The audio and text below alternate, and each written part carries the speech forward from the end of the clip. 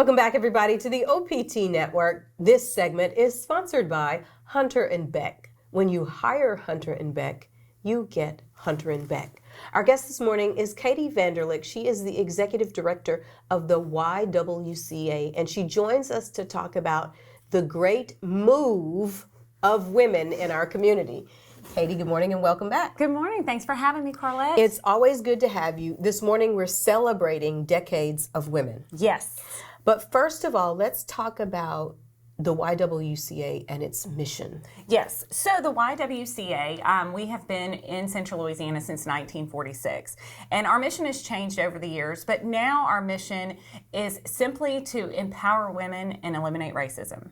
Two very powerful statements. Absolutely. And you know, that's what we strive to do every day at work. You know, we have a goal, we have a mission, we've got a great team, and you know, I mean, we've got our work cut out for us for sure. I mean, nothing that we can do overnight, but we certainly try, and we try to live by our mission and treat people with respect and dignity, and that's where you start. Absolutely. And Decades of Women is in its what year now? 10th year. 10 years. I know. We have been doing this for 10 years, and it has been so successful. And I remember whenever we first started doing it, and I know you were around among the first years, I remember somebody saying, like, are we going to be able to find this many women every year? You know, we honor 6 to 7 women every year. And someone said, we're going to run out of women. And I remember saying, we are absolutely not going to run out of women. There are so many women in our community doing these amazing things. And those women, in many cases, are hidden figures. Yes. In our community. And so this is an opportunity for women who work so hard and really don't want to be acknowledged, don't want to be recognized, to be recognized for their largesse. They're not just giving of their time, their talent, you know, they're giving in so many ways. Right. And women, as women, I mean, we don't really want to be celebrated all the time. I mean, we want to, we're not doing these things because we want a trophy. We're hoping somebody will give us an award. I don't want to, we do not want an award for most women. Do not want an award. They do it because they want to do it and they feel the calling, and that's what makes it so wonderful. You know, it just that you get to pick and choose where you want to volunteer your time and how you want to give back to our community, and your reward is the feeling that you get in the smile on the kids' faces or the smile on the homeless people's faces. You know, whatever you choose to do, that is your reward. Absolutely. And so the YW has been doing this for the last 10 years. Talk about the year number 1, when you decided and the board decided we need to really acknowledge and recognize women who were really giving back to our community. What was that conversation like? Well, I remember whenever we started, I'd just been at the Y for a year, and we're part of the national YWCA, and some of our other YWCAs had been doing some luncheons where they were honoring women. It wasn't to this extent. I think this is really neat that we have decades of women and we're honoring all of these women, because I don't know that anybody else is really doing that.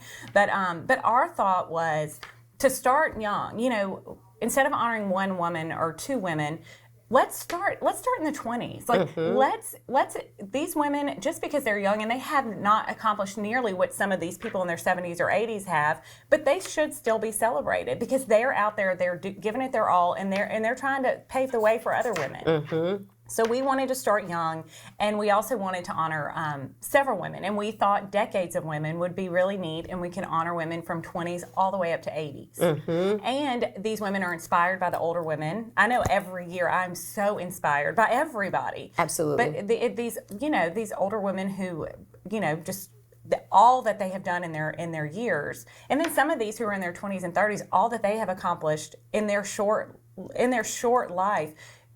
Most people will never even do that or see that. And so one of the things that I have found with the Decades of Women is that it inspires others of us in the room to say, you know what, I could and should be doing more. And bingo, that's exactly what we want it to do. That is exactly what we want it to do. I want people to leave there, and I want people to call their local shelter or call their local charity, whatever it is that you want to give back to. Anything that you want to give back to, and ask how you can get involved, because these things don't happen overnight. And a lot of people think that they're not going to need some of these services that these people provide, that a lot of these nonprofits provide. You never know when you're going to need one of these services, and they're all here. We are all here doing the work, and we want to make sure that our doors stay open, and we're here for anybody in Central Louisiana that needs those services. Absolutely. And one of the things that I want to say before we talk about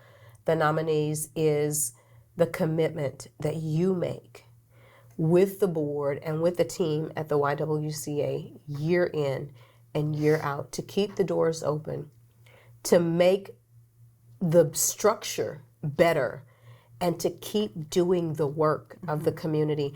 And I honor you as a woman of the decades because you have done it year in, year out, timeless, over and over and over again, to make it a staple in this community, and we applaud you for doing that. Well, thank you. And it works because of working together with other people. We wouldn't be able to get our word out without people like you and people who give back. I mean, we can't single-handedly do anything, but if we have volunteers and if we have people who are willing to let us come out and tell our story and tell what we do, that is how we are successful. And so it takes a village. And Central Louisiana is a small enough community. We're big, but we're small enough that everybody plays a part in everything that we do.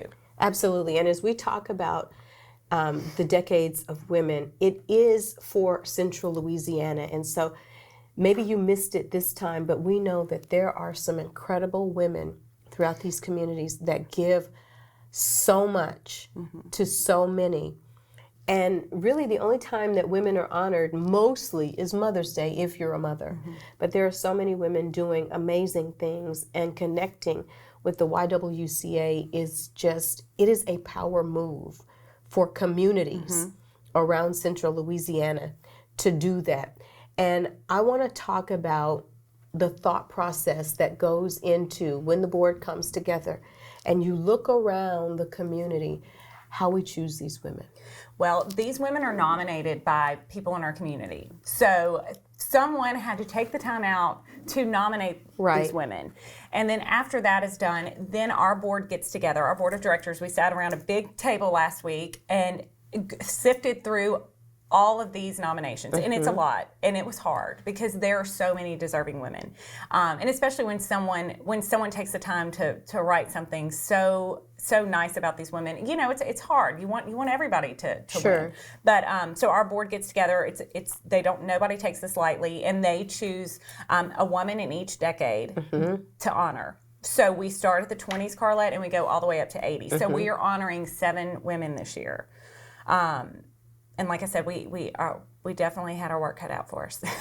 Absolutely. And it's amazing to have so many women, and there are so many other women. What we're going to do is we're going to take a break here, but when we come back, we're going to tell you who those women are, and most importantly, how you can come out to this luncheon that is an incredible luncheon to celebrate women, but also to pour back into what the YWCA is doing every single day to be the change that they want to see in our community. Stay on point. We're back with that right after this. Welcome back, everybody, to the OPT Network. This segment is sponsored by Hunter & Beck, attorneys Hunter & Beck. When you hire Hunter & Beck, you get Hunter & Beck. Katie Vanderlick is our guest this morning. She is the executive director of the YWCA, and one of their incredible missions is bringing women together and eradicating racism.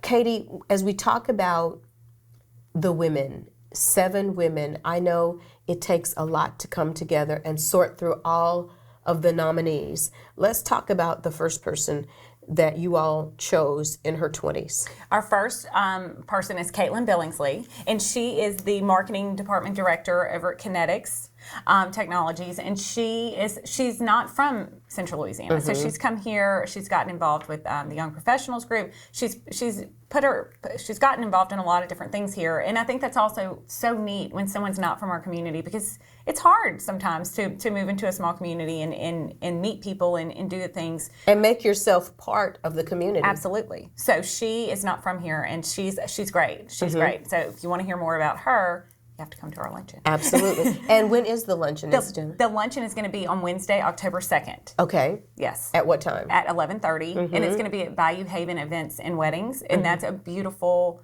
facility on Twin Bridges Road. Just wonderful, wonderful.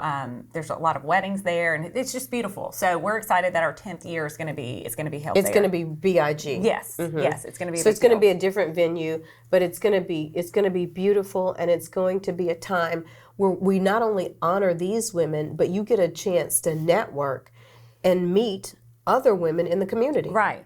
Absolutely. We have so many women who come out to this event, and it's not just an event for women, of course. Not. We want everybody to come out. Right. We want everyone to come out and celebrate all of these things that these women are doing and get empowered. Absolutely. And so who in the 30s? Okay, 30s is Caitlin Murphy. Okay. She works for Red River Bank. For her paying job, and then you can find her volunteering on numerous boards. She's a go-getter. She's a firecracker. And I want to just say this about boards, because oftentimes people have a misconception about what serving on a board is. Talk about, from an executive director's perspective, exactly what that means to any organization. Absolutely. Boards are an integral part of all of the nonprofits, and the boards essentially run the organization. I run the day-to-day operations at the YWCA, but there's a board of directors who essentially I have to answer to, and those are the decision makers ultimately, and they're the ones who need to know about finances and what's going on. You need to know about your programming, because at the end of the day, if something happens, they're the ones who are on the hook for right. for the nonprofit. So it's so important when we say people serve on boards, that is not anything to be taken lightly. Right, because they are giving of their time, their energy, and what potential that they have in terms of helping you really essentially to run that business.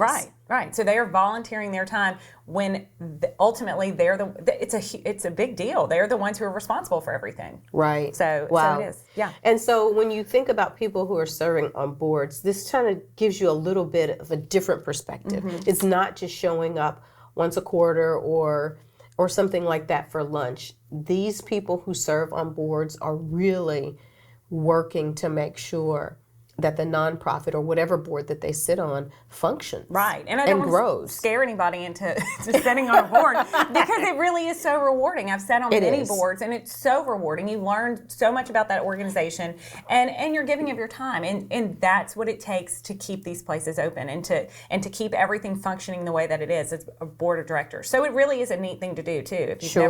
If you're looking to volunteer your time, find something that interests you and look to see how you can get more involved. That's good. And so who in the 40s? Okay, 40s is Trish Lala. She is a local realtor, but she also serves on numerous boards. She's very much a go-getter. I'm just touching on a lot of these women because I want you to come and I want you to hear all the great things. And you want them to tell their story. Absolutely. Who am I to tell their story? But she's a go-getter. Our 50s is Sharon Lair. Okay. Yes. She is in charge of the JAG program at AMMS.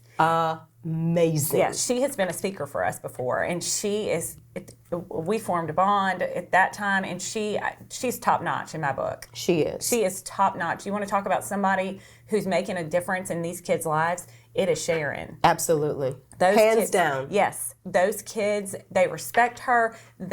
So her JAG, just a quick side note, sometimes they'll come to the luncheon. Well, not sometimes. Every year they've come to the luncheon, and those boys help the women up the steps, and they know exactly what to do. Yes, ma'am. No, ma'am. Absolutely. Just etiquette. Oh my gosh, it's amazing. And let me just say that JAG is Jobs of America, and that program is helping young people to stay in high school and preventing them from dropping out. She is doing the Lord's work, to say the very least, with young people, and she is making an impact, as are all of these women. And she's one to come. She's one to come here too. She's great. Indeed. And so who's next? Next we have in the 60s is Pat Caruth. Pat is the mother of Jay Caruth. He was one of the officers killed in the line of duty on February 20th, 2003. And ever since then, she has just made it her life's mission to help families who have lost someone in the line of duty. I know on Father's Day, she's orchestrated this camp where these kids come who have lost a loved one, and it makes it really special for them. Absolutely. So she's an amazing lady. Okay. Pretty amazing. 70s is Linda Kiefer. She's very involved in her church. She has done a lot with Cabrini. When I called her and told her she was going to be a recipient, she told me that she was making birthday boxes for a local organization. So she was doing something. She was volunteering her time while she was on the phone with me. Wow. Which I thought was really neat. And then in 80s is Jimmy Lewis. Okay. Miss Jimmy is she's president of the Tioga Historical Society, and I know she's done a lot with the museum and keeping it open. So she's top notch. She was born in 1939, so she's going to be our most seasoned recipient. Like that. Yes. Most seasoned. Yes.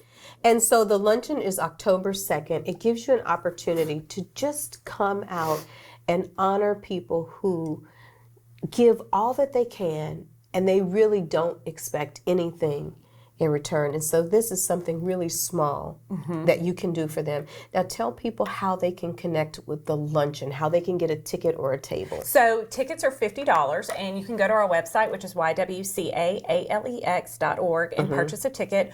You can call us and purchase a ticket over the phone. You can come into our location. We make it very easy. We also have tables for sale. If you want to empower your staff and bring the whole staff to a great luncheon. The food is going to be phenomenal, and just it's empowering. I think it's important. I like when I see businesses bring a whole team of people, right? Because it means something. It means something. So again, it's October 2nd at 11:30 at Bayou Haven.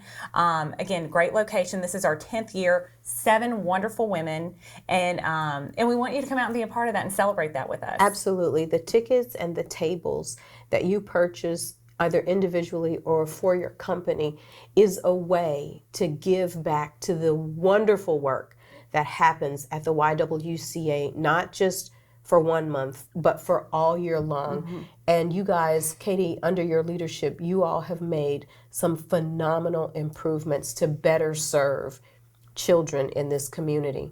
Yeah, it's been great. It's been a journey. I know. It has been a journey. It has, but at the end of the day, that's what we're here for. You know, we're here to make a difference, and we're here to help families and help children and help women. And you know, if we can put our head on our pillow at night and know that we've done a good day's work, that's the best we can do every day. And best last words ever. Before you've got to go, give people again the website and how they can connect with the luncheon, and not just the luncheon, but what you guys are doing all year long. Right. Check out our website. It'll show you all the different programs that we have. We have so many different things. A lot of people don't know what we do, because if you don't need our services, you might not know that we offer scholarships to kids. A lot of people need the services and don't look at the services for what you have for girls, for what you have for kids. You've got Girls on the Run. You've got there are so many programs. If you are trying to get your kid up and off of the sofa, the YWCA is an amazing place to start. Thank you. So check out our website, YWCAALEX.org, and you can find out all the information about what we do, and most importantly, you can buy your ticket for Decades of Women Luncheon. There you go. Katie, thank you so much. Thank you for having me. Katie Vanderlick, the Executive Director of the YWCA. Stay on point. We're back after this.